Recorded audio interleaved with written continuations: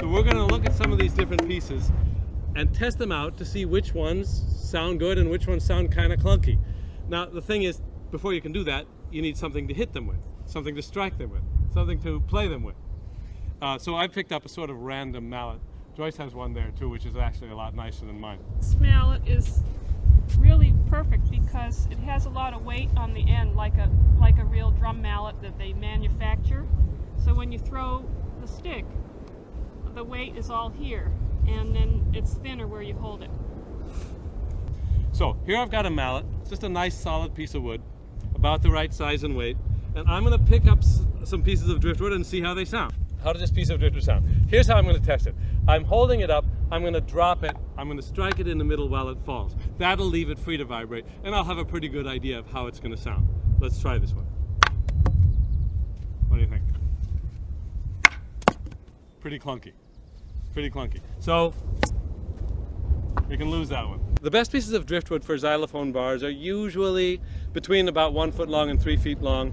The ones that are flat and board-like frequently sound pretty good, but the round ones sound good sometimes too. This one's a pretty good example. Nice tone.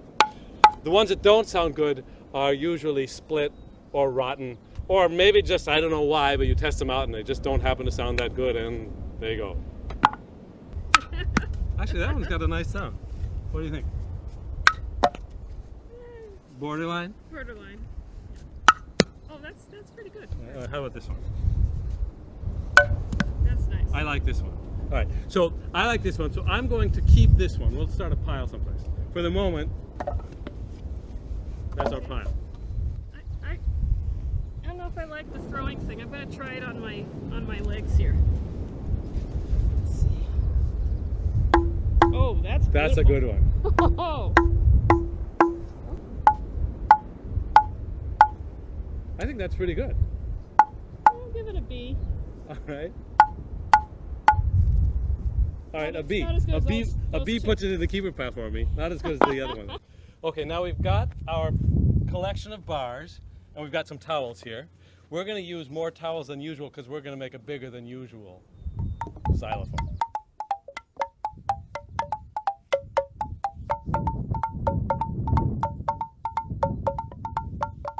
A traditional xylophone has a couple of cross pieces that the bars rest upon. And it's better if those cross pieces are a little bit padded. The bars will sound much better. So we're going to take these towels and we're going to roll them up into cross pieces, like this.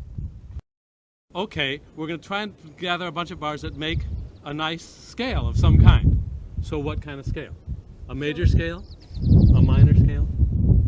A pentatonic scale? Driftwood scale. A driftwood scale, that's exactly it. Place the bar so that about 1/4 of the bar overhangs each end. So these, in fact, I should have put these a little closer together, so that now about 1/4 of these longest bars will overhang. Does that look about right? Yeah, I'm going to put the nails underneath them. Oh, good idea. It doesn't have to be perfect, but it helps if they're about like that.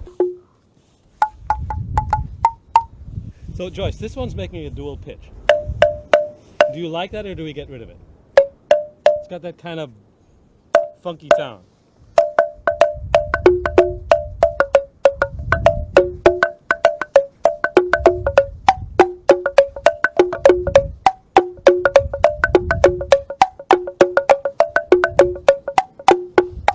I'll keep it. Okay.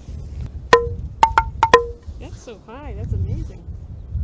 Because it's thicker, yeah. But they'll sound better if they overhang a little more. So either we move these in closer, or we move them farther up this. Yeah.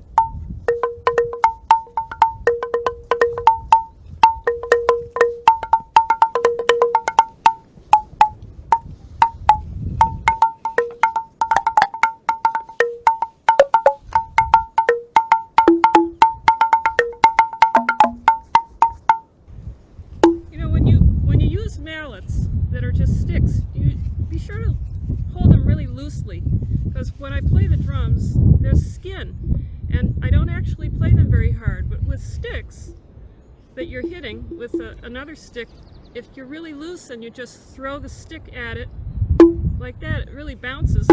That's the best sound you're going to get out of your driftwood.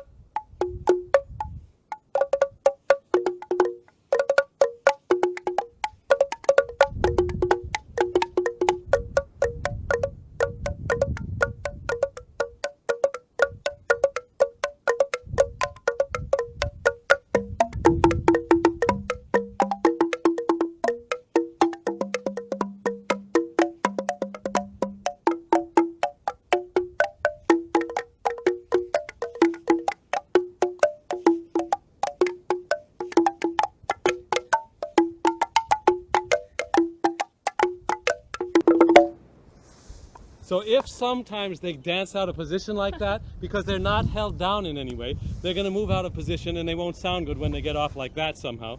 So just pause for a moment, put them back in position where they belong, and they'll sound good again.